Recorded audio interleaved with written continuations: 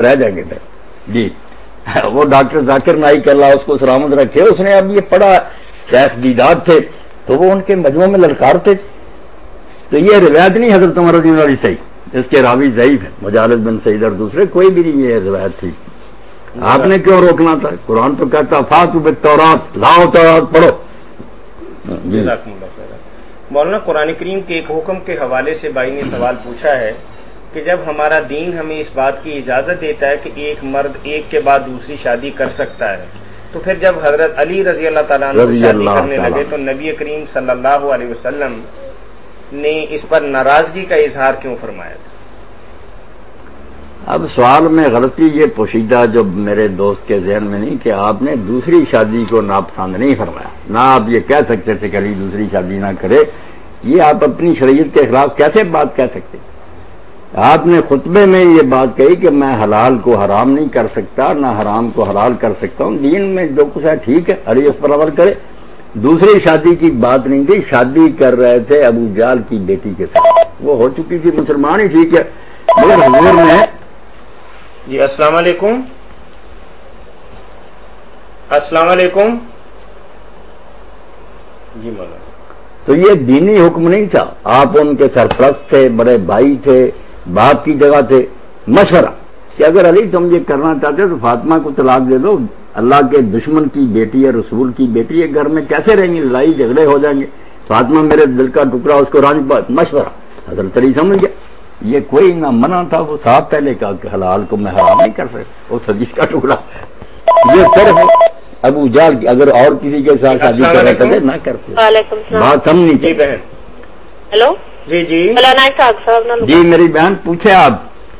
کاروبار بند ہوئے بابا جی، یہ واسطے کوئی کاروبار بند ہوئے تو پھر نماز تو پڑھا کرے نا آپ لوگ. پڑھنے ہیں بابا جی، بہت اچھی بات، نماز بچے سارے ماشاء اللہ ماشاء اللہ. نماز پڑھ رہے نا تو سب سے کہہ دیں پھر آپ ہاں جی کہ وہ نا 1100 مرتبہ یا مغنی، یہ لکھ رہے یا مغنی، ہاں جی یہ 1100 مرتبہ اول آخر درود شریف پڑھا کرے، دیر رات میں کسی وقت بھی پڑھ لیا کرے. 1100 مرتبہ؟ ہاں 1100، اللہ فضل فرما دے گا. یا مغنی کوئی وقت بھی مقرر کر لیں؟ نہیں کوئی وقت نہیں، دن رات میں جب بھی چاہے پڑھ لیا کرے. یا مغنی مغنی، اللہ فضل فرمائے گا، میری بچی کرم کرے گا. اچھا جی شکریہ، بہت بہت اچھا. السلام تو علیکم. حضرت علی رضی اللہ عنہ بات سمجھ لی آپ نے کہ نہ آپ نے حرام فرمایا، نہ کسی دوسری بیوی کی بات تھی، ابو جہل کی بیٹی کا تھا کہ یہ رنجشیں جو پرانی کبھی نہ کبھی سامنے آ جاتی ہیں، عورتیں آپس میں کر دیں گی، پھر کیا بنے گا. آپ نے کہا اس سے کرنا چاہتے فاطمہ کو چھوڑ دو. یہ مشورہ نصیحت اور خیر. اگر گستاخی نہ سمجھی جائے تو خود نبی کریم صلی اللہ علیہ وسلم کی ازواج مطہرات میں بھی آپ دیکھیں گے کہ سب طرح کی عورتیں موجود ہیں. کون سی؟ مثلا آپ دیکھتے ہیں کہ ابو سفیان کی بہن، بیٹی امیر معاویہ رضی اللہ عنہ کی بہن تھی نا، حضرت ابو سفیان رضی اللہ عنہ کی بیٹی تھی ام حبیبہ رضی وہ اللہ حضرت صفیہ تعالیٰ رضی اللہ تعالیٰ عنہ، اس کے بارے میں بھی نہیں. آپ نے ان کے حالات پڑھے نا، یہ ایسی نہیں تھی. وہ تھوڑی سی وضاحت فرما دیں. میں کر دوں. بہت اچھا بہت اچھا. جو ہے نا ابو جہل کی بیٹی، وہ تو فتح مکہ کے بعد دوسروں کے ساتھ اسلام لائی، کوئی پہلے سے نہیں. جو ام حبیبہ رضی اللہ تعالیٰ عنہ ہے، ان کا حضرت ابو سفیان اور امیر معاویہ سے کیا تعلق تھا؟ بیٹی اور بہن ہی ان کی. یہ لوگ تو بہت دیر بعد اسلام لائے، دشمن سے مخالفت کرتے رہے. وہ تو ابتدا میں ہی ابھی اسلام شروع ہوا تھا، حضور کے وہ پھپھی کے بیٹے عبید اللہ بن جاش کے گھر کی نے تھی، دکھ اٹھائے، ہجرت کر کے حبشہ گئی. اس کا کیا ان لوگوں کی طرف دیکھنا ہے؟ اس کا حال وہ نہیں تھا جو اس کا ابو جہل کی بیٹی کے. اسی طرح صفیہ، وہ بھی پہلے ہی حالات سن کر اس کے خامنے نے تھپڑ مارا تھا کہ تو چاہتی ہے عرب میں جو نبی تھا اس کے گھر میں جانا، خواب اس نے سنایا تھا، وہ پہلے اسلام کی طرف مائل. ہاں جزاکم اللہ خیر. مولانا ایک حدیث مبارکہ کا حوالہ دے کے بھائی نے پوچھا کہ حدیث میں آتا ہے کہ ملہ باقی یہاں بعد میں کہہ دوں، عورتیں ہوتی ہیں. دیکھیں صفیہ رضی اللہ تعالیٰ عنہ جو تھیں وہ یہودیوں کی بیٹی تھی. اب ایک مرتبہ حضرت عائشہ رضی اللہ تعالیٰ نے کہہ دیا، آپ نے کوئی بات کہی تو کہہ نہیں میں یہودیہ کو یہ چیز ہوں. تو آپ نے فرمایا عائشہ تو نے بہت بڑی بات، یہ بات تو اگر میٹھے سمندر میں بھی ڈال دی جائے تو وہ کڑوا ہو جائے، اتنی تو انہیں جلی ہوئی بات یہودیہ کہہ دی.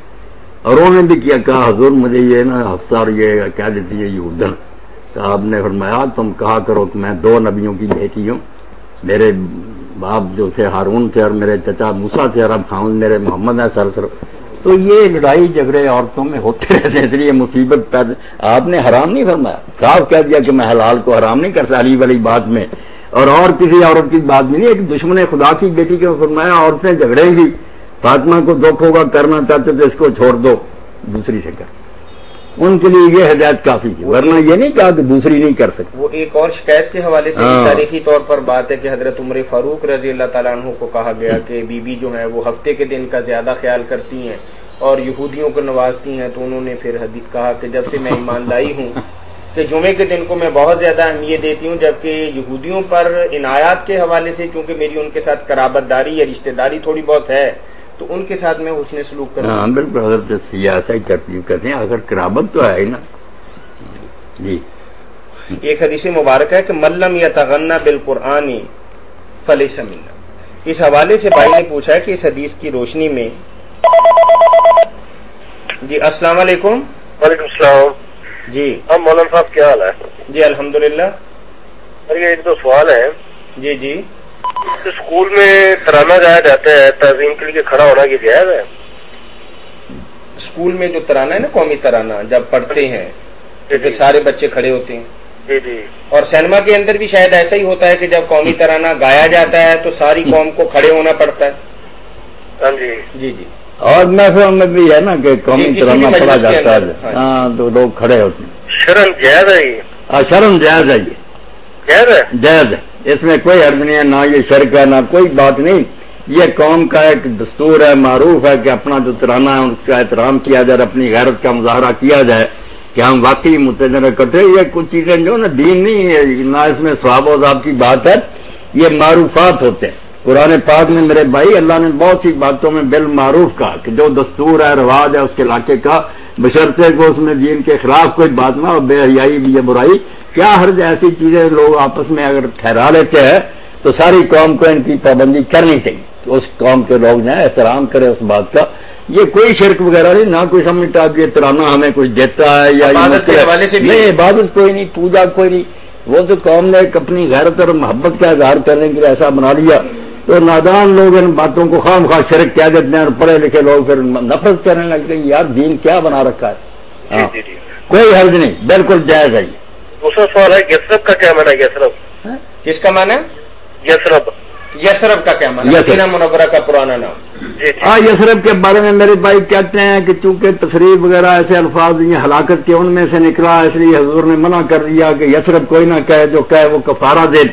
یہ باتیں بھی ثابت نہیں ہیں، حضور نے یہ ممانت نہیں کی، یہ روایتیں ضعیف ہیں. یسرب کہہ سکتے ہیں، اللہ نے کوئی اس سے منع نہیں کیا. رسول کی طرف بھی جو باتیں منسوب ہیں نا وہ ثابت نہیں ہوئی کہ یسرب نہ کہو، یسرب کہہ سکتے ہیں. باقی یہ جو ہے نا ہم کہتے ہیں کہ فلاں سے نکلا فلاں، یہ نہیں بات. یہ نوح علیہ السلام کی قوم میں سے ایک آدمی ہوا تھا یسرب بن محلائیل، اس نے یہ شہر آباد کیا تھا پہلے زمانے، اس کے نام پر چلا آ رہا تھا. اس میں کوئی ہلاکت کی بات نہیں، کوئی نہیں ایسے تیر تکے چلانے کی کوئی ضرورت نہیں. یسرب نے اس کو آباد کیا تھا. جھوٹ بھی ہے جی؟ جی جی. یسرب کا معنی جھوٹ بھی ہے؟ جھوٹ جھوٹ نہیں، جھوٹ نہیں، ہلاکت کہتے ہیں. ہلاکت بیماری کے بارے میں بھی آتا ہے، لا تصریب علیکم اليوم، ہلاکت وغیرہ. جی ٹھیک. اتنا سوال یہ ہے جی، وہ سفر میں جو نماز پڑھتے ہیں جی اس میں کتنا فاصلہ ہونا چاہیے؟ فاصلہ کہنے والوں نے تو 1 میل سے لے کر میرے بھائی 96 میل تک اپنے اپنے خیال سے کہا، مگر بہتر یہی بات ہے کہ کم از کم اتنا تو ہونا چاہیے کہ آدمی کو ایک رات وہاں آ جائے اگر وہ پیدل سفر کرے. تو اس کے لیے سالم بن عبداللہ رضی اللہ عنہ برید کہا نا 16 میل یہ مناسب ہے کہ ایک طرف کو 16 میل اگر آدمی جاتا ہے نا تو پیدل آدمی کے لیے ایک سفر کافی ہے کہ اس کو رات ایک آئے کے درمیان میں. یہ قول زیادہ مناسب ہے، ورنہ 16 میل تک جی 16 میل تک. ٹھیک ہے، بڑی مہربانی. آپ کہاں؟ اللہ خوش رکھے، مہربانی فرمائے. جی آپ کہاں سے سر بول رہے ہیں؟ جی جی چلیں، بہت شکریہ بھائی آپ کا. میرا نام محمد یونس ہے. میرا بتا دیں سمجھتے آپ بھی بہت. جی جی میں دلانا خود سے بول رہا ہوں. آپ